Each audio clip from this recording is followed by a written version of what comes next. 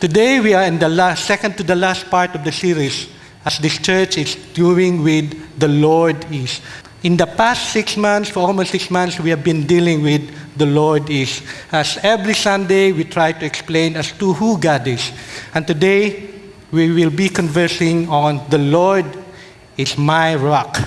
Today we will be discussing about a man in the Bible where there is an incident that despite of all the crisis in life, his disposition is to still put his full trust in the Lord. What do you mean by disposition? That's his natural reaction, his instinct. No matter what happens, his natural inclination is not to panic, not to make rash decisions. He still trusts the Lord. I am talking about King David. And we will be dealing with, or we will be conversing on Psalm chapter 62, verses 1 to 8, where his full dependence on God is beautifully laid out. In fact, some of them, they call this psalm as declaration of dependence. As we go through verse by verse, actually you can hear, or you can see in parallel the story. If you read 2 Samuel chapters 15 to 18. Now, what inspired him to write Psalm 62? This was caused by a greatest heartache that David ever experienced in his life, and that is the rebellion of his son, Absalom. I guess not much often that Absalom is mentioned in the pulpit, right? Any one of you know who Absalom is? The story goes like this. Absalom was in his prime. He was 30 years of age. There is none in Israel that is highly praised in his being handsome. In fact, he was described as flawless from head to toe. But no matter how good he looks, such is not the state of his heart because he strategized to seize the throne from his father. During the time, his father, King David, was already 60 years of age. What King Absalom did is that every morning he would go to the city gate. He would intercept people from all parts of Israel because during that time when people have cases to resolve, they would go to the capital.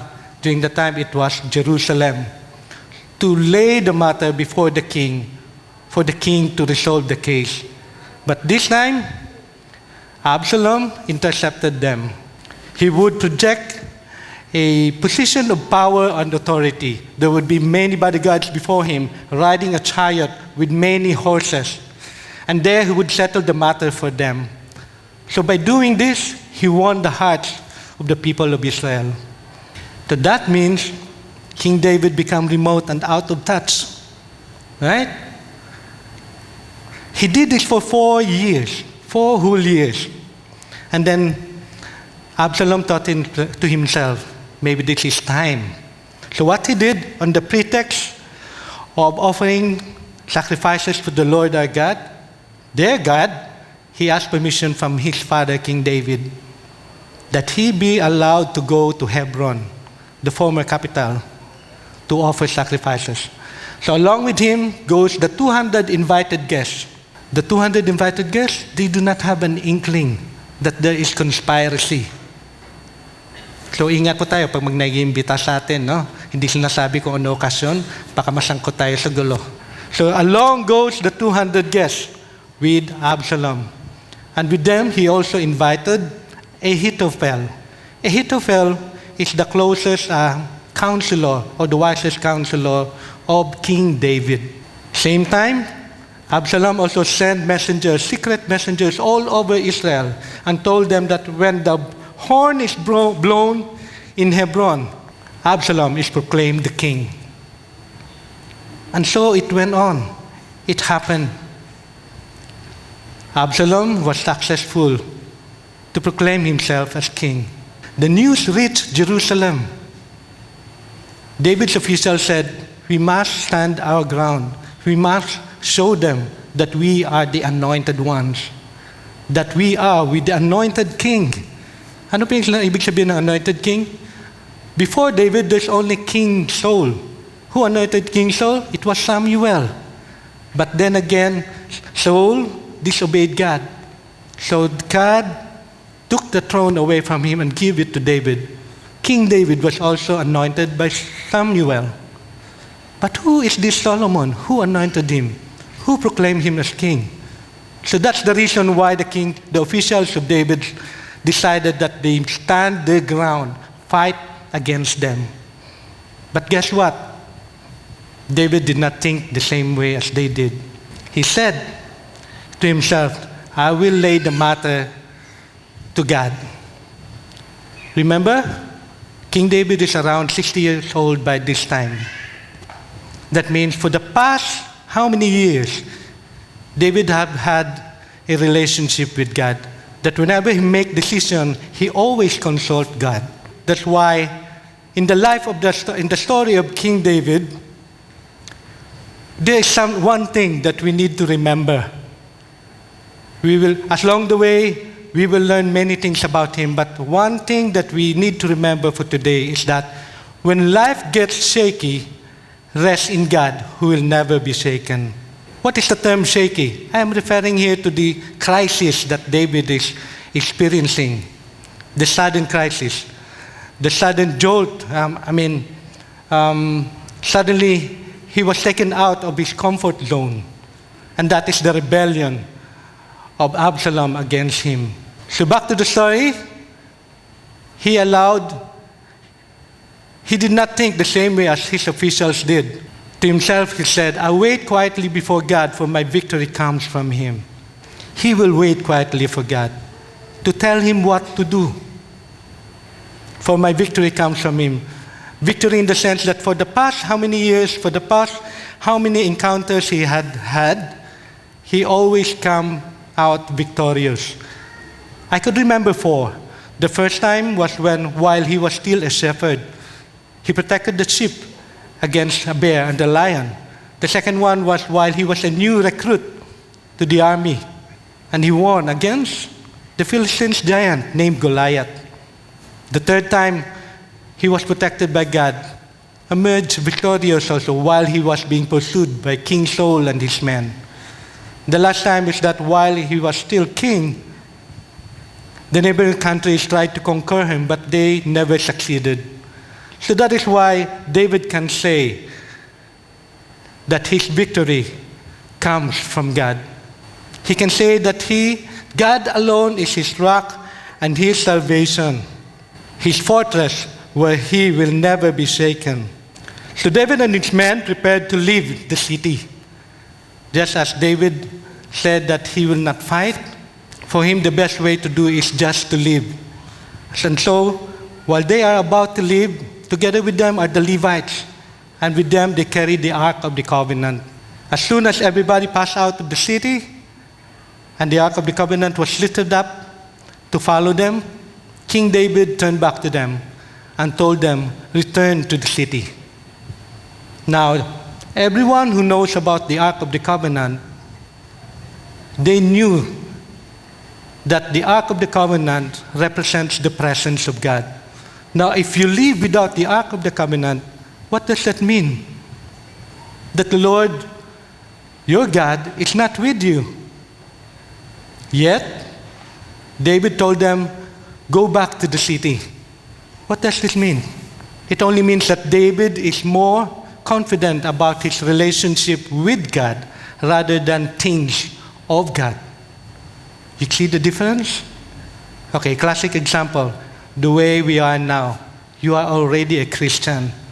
Do you still believe in chain letters? Do you still believe in horoscope? Or anything that you think can protect you? Minsan iba, iniano yun, yeah? Ano? So that's what David is trying to say. Put your confidence in God rather than on things of God.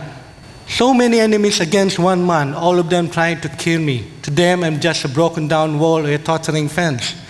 So as he flees, as he go up the Mount of Olives, suddenly he realized what is happening to him.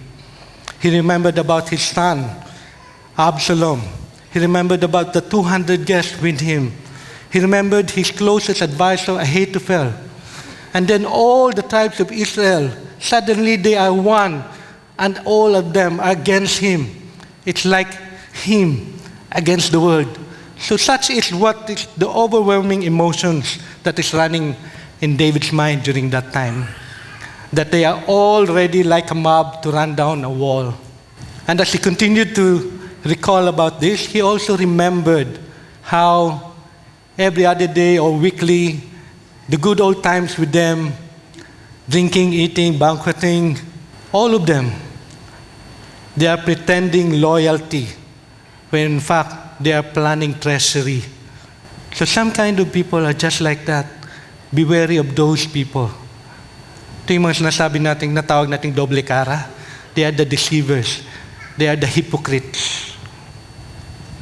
That they would all be all praises to you, but when you turn your back, they curse you. The same goes with Shimei, a man who came from the clan of Benjamin, the same clan where King Saul came from. He was still loyal with King Saul. But while King David was still a king, he would also bow down. But now that he is free to express his bitterness and hatred, he would curse David, fleeing away from Jerusalem. There is him, Shimei, throwing dirt and rocks to them, cursing them. Along with David is his loyal captain, Abishai. He can't stand Shimei, cursing them. He told his king, "Who is this dead dog that is cursing the Lord my king? Let me come over him and cut off his head." Guess what King David told him? "Who are you to ask me of my opinion? The Lord, our God, has told him to curse me. My son, Absalom, wanted to kill me. He has more right to kill me. Let him be, because God has told him to curse me." What lesson can we learn from here? David has his full trust and dependence and submission to the will of God. For us today, we should always remember also that sometimes God purposely sends enemies along our way. He would allow inconveniences for the sole purpose of testing us, that we might come out better Christians. How? Why? God, in His grace, is allowing you to practice His grace. God is allowing you to practice the fruit of the Holy Spirit. Everybody got it? Take the first step, mga kapatid. Allow God. Take the first step. Try it. I myself also it's always defensive na pag if somebody wrong me, my instinct is to retaliate. Just like Abishai. That if somebody put me down, I will also would like to put him down. I would devise ways to revenge. It happened to me one time in one of the companies that I work for. No? Have different departments, always blaming each other, pointing at each other. So there's this one guy that also, although it is very obvious that it is his wrong, he would always push it back to me. Yung mga ayaw akuin yung responsibilidad. No? It's obvious. But then again, I was a growing Christian back then. And one thing that God told me is to forgive. Mahirap gawin, but I took the first step. I told Him, I have been a Christian and God has been telling me to forgive you. Guess what? My life was easier after I did that. It is by His grace, it is by His power that He changed my relationship with that guy. In fact, until now, every now and then, he would send regards to me. Whereas before, we are bitter enemies. My wife is a witness for that.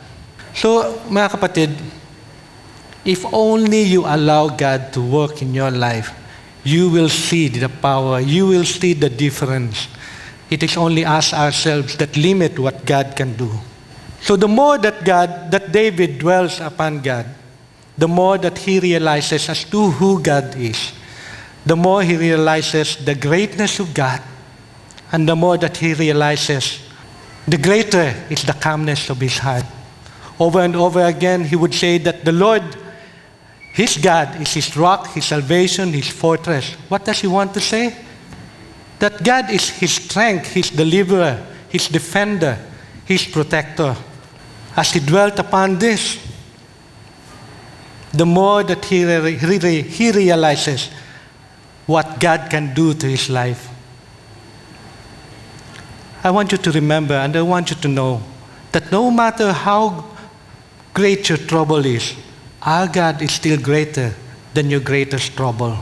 At one glance, you may not be able to grasp the meaning, but what I'm trying to say is that God can always intervene the way he did to King David and his man. In fact, David say, "My victory and honor come from God alone. He's my refuge, a rock where no enemy can reach me." How did it happen? There was divine intervention. God frustrated Ahithophel's advice to Absalom. Absalom did not obey or did not follow the advice of Ahithophel, whereas if he did, Absalom's men may have caught up with the men of David, and David would have died, and I wouldn't be standing here preaching about Psalm 62 anymore. But because of God's intervention, divine intervention, David's men were spared. In fact, God provided for them. While all the troops of Israel are being gathered together, that gave time for David and his men to have rest so that they can prepare for the battle. And expectedly, David's men won. Why? Who can win against those who are favored by the Lord? To us, even though that David's men were outnumbered, but because God was with them, they were able to win the battle against them. So having heard all this, David also exhorted his people the same way that the Word of God is challenging us now to trust in God at all times, to pour out your heart to Him, because God is our refuge. We can trust God because He has all the power to do so. God is almighty. God is sovereign. God is all-powerful. He can do anything. Nothing is too hard for Him. Anything is possible for Him. We can trust God because of His unfailing love. Because of His love, He blesses His people and protects those who are faithful to Him. We cannot trust men because men will always fail us. Men are always bound to break their promises. We cannot trust our wealth and riches. In an instant, they can be gone. So again and again, David emphasizes God as his rock, his salvation, his fortress, his refuge. A visual description as to who God is, such that he can always say that whenever his life gets shaky, he can rest in God who will never be shaken. Kayo, is your life a bit shaky now? Meron bang pangyayari ngayon that you are experiencing that is taking you out the comfort of your comfort zone? Today you have heard God's word. All you need is just to rest in Him, to trust in Him. Whenever you need help, you go to somebody who can lend you help, right? You can go to somebody who you think can feel your need. Just like if your need is legal, you go to the lawyer, right? If your need is medical, you go to the doctor. If your need is to repair the car, you go to the car mechanic. Common sense, right? But Psalm 62, it's laid out there that God is our sovereign God, the supreme being over all creation. So if you have problem in life, it is implied that all you need to do is run back to God. As you sit down there, as I share, I know God is speaking to you, speaking to your heart, speaking to your mind. And maybe you are recalling the circumstances that you are now. Be comforted with God's word. You never have to bear it all alone. Whenever you are weary, you can just go to Him. Give Him your burden. He can give you rest. He can give you that peace that transcends beyond your understanding, knowing that you will be taken care of. Maaring sa paningin natin, parang imposible, but nothing is impossible with God. The thing is that we always try to reason it out with logic. But sometimes, God works beyond our logic. Miracles still happen. And God can use people, things, events, in order to fulfill His purpose in your life.